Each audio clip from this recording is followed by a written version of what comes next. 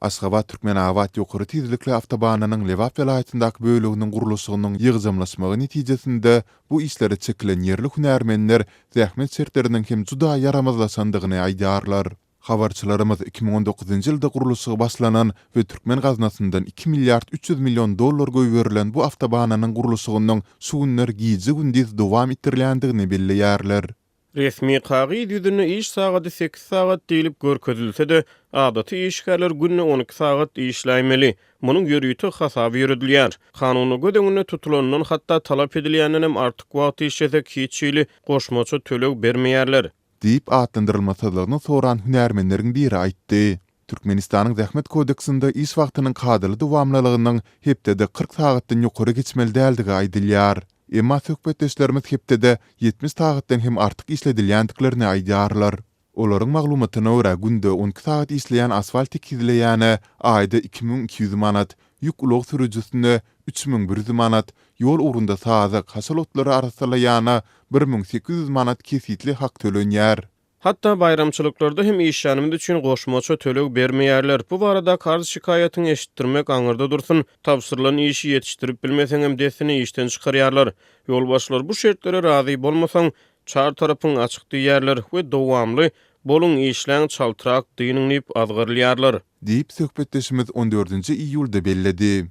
Ol anamal ısı-howanyň arasynda guruluş kebitlerinde iýmitlener, demdinç alaryaly towudyjyly ýürüýti ýerleriň hem ýokdugyna üns çekdi. Ýokarda aýdylanlar barada uzynlygy 600 km bolmaly awtobanyň gurulşygyny alyp barýan Türkmen Awtoban ýapyk görnüşli paýdarlar jemgyýetinden kommentariýa alyp bolmady.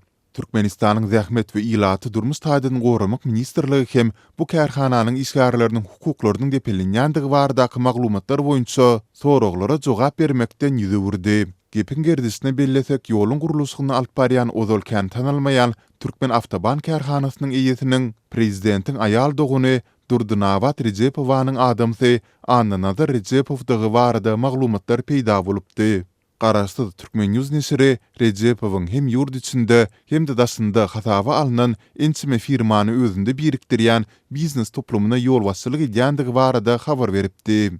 Ýokary tezlikli ýoluň gurulşygy 2019-njy ýylda başlap, ony 2023-nji ýylda tamamlamak gözüňde tutulupdy. Ýoluň gurulşygy Aşgabat Tejen Mary we Mary Türkmenabat bölükleri höküminde 3 tapgyrda planlaşdyryldy. Döwlet medeniýeti täze magistralyň Aşgabat Tejen bölüginiň geçen oktýabrda ulanylmagy berilendigine habar berdi. Ýöne dislapky mailnamada ýoluň Aşgabat Tejen bölügini 2020-nji ýylyň dekabrynda diýmek gözüňde tutulupdy. Munyň bilen ýoluň birinji tapgyry mailnamadan 10 ay geç tamamlandy. Plana görä ýoluň Tejen Mary bölügi 2020-nji ýylyň dekabrynda, Mary Türkmenabat bölügi hem 2023-nji ýylyň dekabrynda tamamlanmaly. Täze awtoban Türkmenabatdan aňry Çärjew trawynyň uly awtomobil ýolu bilen tepleşdirilýär. Çärjewden aňry Özbekistan bilen terketde ýerleşen Farap gümrükhanasyna barýan ýolu birikdirilýär. Munyň bilen täze ýol Türkmenistanyň gündogur terkedini Aşgabat bilen birikdirer. Resmi medeniýet Türkmenistanda garaşdyrylan başga ýyllaryndan bäri ýol gurulşygyna uly üns berilýändigini izlerle habar berýär. Emma ýaşaýjylar şäher ara, itrab ara, owa ýollarynyň, köprüleriniň indi 30 ýyla goly wagt bäri düýpli ýydygy mätäşdigini, ýollarda we köprülerde helakçylykly hadisalaryň az bolmaýandygyny aýdarlar.